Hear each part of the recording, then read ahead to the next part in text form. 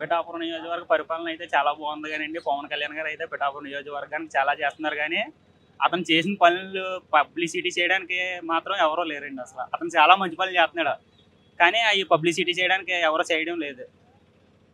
అంటే గత ప్రభుత్వానికి ఈ ప్రభుత్వానికి అభివృద్ధి అనేది జరిగిందా? చాలా బాగా జరిగిందండి పిఠాపురం అయితే. ఏం గేదె జరిగిందండి? గేదెల సంత చాలా సూపర్ చేశారు. గొలపురోలు బ్రిడ్జి కట్టించారు.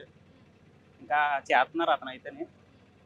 ఇంకా ఇంకా ఉంది కదా పాలన, ఇంకా చాలా చేస్తారు కానీ ఇతను చేసే పనులు మాత్రం గుర్తించాల.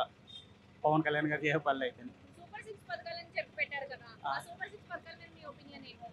సూపర్ 6 పథకాలు అంటే ఒక్కొక్కటి చేస్తున్నారండి. మామూలుగా ఆగస్టు 15 నాడు ఫ్రీ ఉచిత బస్సు ప్రయాణం పెట్టారు. అలా ఒక్కొక్కటి చేస్తున్నారు వాళ్ళు అయితే. ఈ ఉచిత బస్సులు పెట్టారు కదా, అది మహిళలకి ఉపయోగకరమైన పథకమని అంటారా?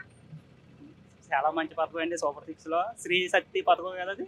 అదైతే చాలా మంచి పథకం. మహిళలకు అయితే ఉచిత బస్సు పథకం అన్నది చాలా మంచిది.